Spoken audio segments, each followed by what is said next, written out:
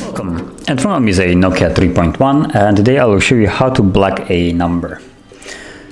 So, jumping straight to it, open up the dialer app, which usually is on the home screen, right here.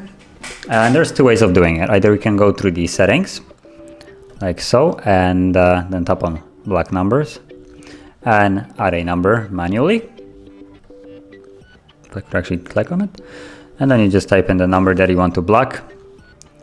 Or I guess a simpler way would be just to go, let's say, into recent, and I dialed basically non-existing number, just as a, so it shows up here.